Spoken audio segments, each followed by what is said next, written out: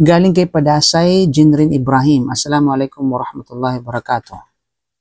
Ustad, waalaikumsalam wabarakatuh. Tanggap pa rin po ba ang sala kahit may alagang aso sa loob ng bahay? Nakatira po ako sa bahay ng aking kapatid na Christian. So maraming salamat sa iyong katanungan, kapatid. So ang una,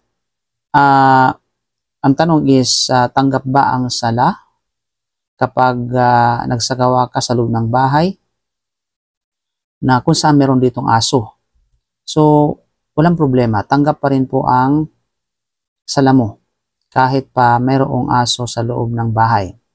Provided na yung mismong saktong lugar kung saan ka nagsujud, kung saan ka nagsala mismo, ay malayo sa tinatawag na najasa. Malayo sa pagiging marumi. Halimbawa, walang ihi ng aso, walang sabihin natin, walang dumi ng aso. Ang mahalaga malinis siya. So, yung mismong pinakasaktong lugar na kung saan ka nagsujud, kung saan ka nagdarasal, walang problema dyan. At ang patunay dito na hindi although dati, halimbawa, bago ka nagsala ay nadadaanan ng aso yun, kung halimbawa lang nadadaan ng aso, walang problema dito. Hindi nagiging najis yung lugar na yun dahil lang sa pagdaan ng aso. At bilang patunay, matatagpuan yan sa Sunan Abi Dawud mula sa hadith ni Abdullah bin Umar radhiyallahu anhu.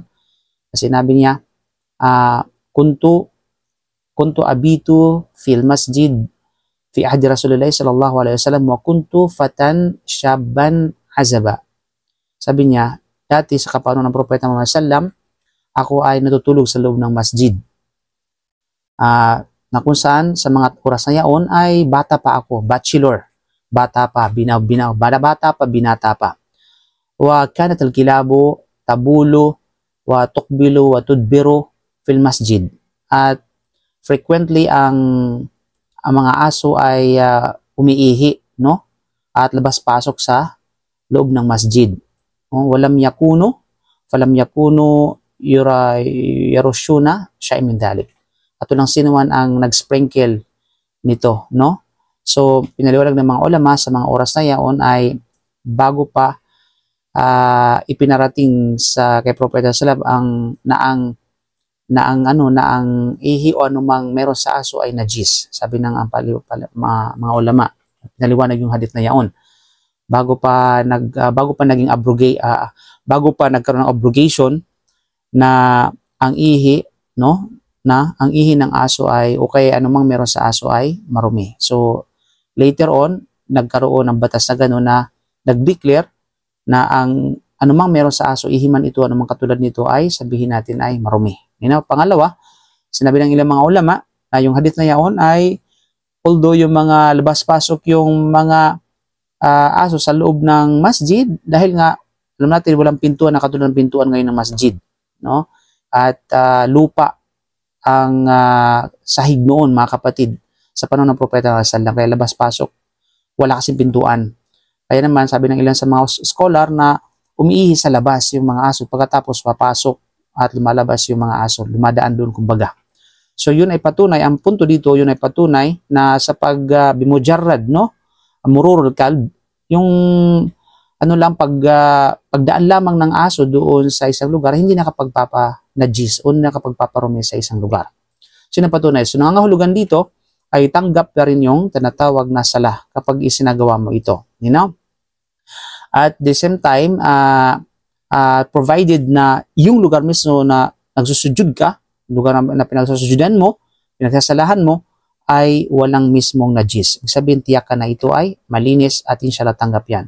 So if there are arguments, halimbawa, yung di bagat merong hadith na tumutukoy sa tawag dyan na ang anghel ay hindi papasok sa loob ng tahanan kapag merong aso.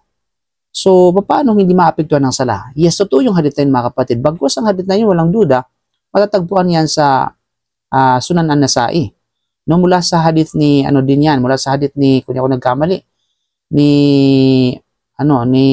Abu Talha, no? Radiyallahu anhu, sinabi ni Propeta Muhammad sallallahu alaihi wasallam, man yaqtana qalban, no? Man yaqtana la tadkhulul malaikatu baitan fihi kalbun wala surah. Sabi sa hindi mapasok ang anghel, no? Hindi papasok ang anghel sa loob ng bahay na mayroon ditong aso na natili sa loob ng bahay. Okay, picture, nakahang ng mga picture. Naka-expose ng mga picture, ng mga imahe.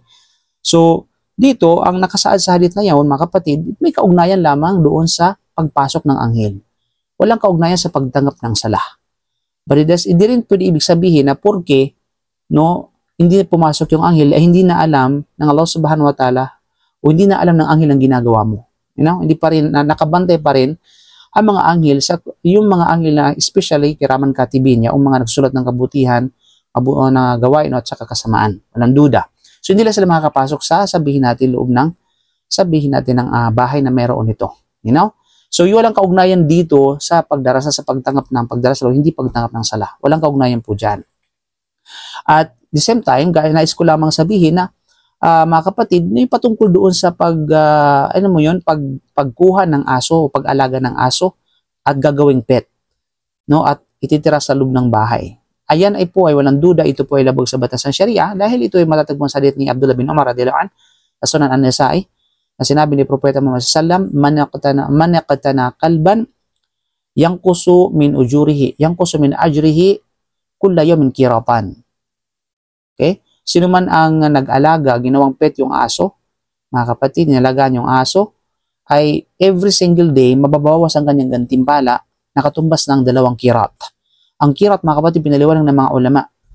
Sinabi ng ilan na ang kirat ay katumbas ng bundok ng Uhud.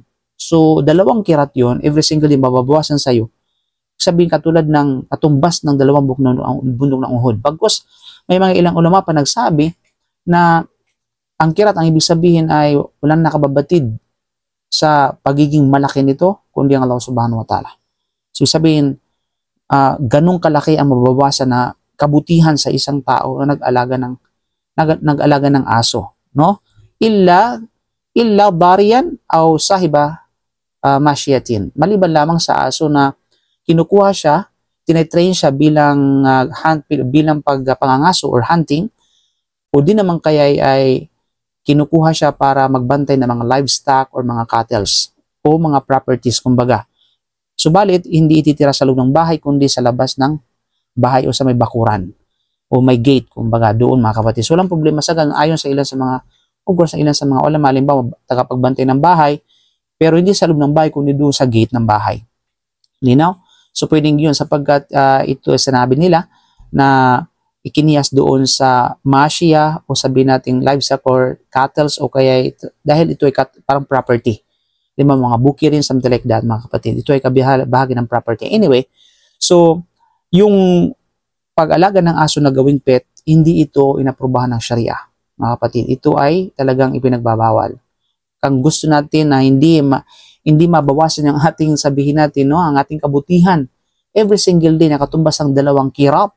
Sabihin natin pinaka-list, kumbaga ay katulad ng 2 bundok ng Uhud every single day. Abay, malaki-laki yun, mga kapatid. Huwag nating hayaan yun. Maliban lamang talagang sigurado ka at nakatitiyak ka na meron kang kabgalangit na sabihin natin kabutihan na gawa at ito ay tinanggap ng Allah subhanahu wa ta'ala yung kabutihan na yun, sigurado ka. But you have insurance, di ba? Subhanallah. Kaya bilang pagsunod sa sunod ng Propeta sallam at utos niya, ay iwasan natin yung mga kapatid. Maliban lamang kung may mga kadahilanan kagaya ng mismong nakasaad sa textual proof na kagaya halimbawa ng paghunting, pangangaso, o di naman kayo pagbantay ng mga livestock, cattle, o anumang katulad nito. So, dun lamang tayo mga kapatid sa panampalatayang Islam. So, ulitin natin, ang sala mo ay tanggap, inshallah subhanahu wa ta'ala, no, kahit pa mayroong nakatira sa aso sa loob ng bahay, provided na yung lugar na pinagdadasalan mo ay malinis at malayo sa anumang karumihan o tinatawag na najasa. So, Allahu a'lam bisawab. Maraming salamat sa inyong katanungan. So, share for more, mga kapatid. Barakallahu fikum. Assalamualaikum warahmatullahi wabarakatuh.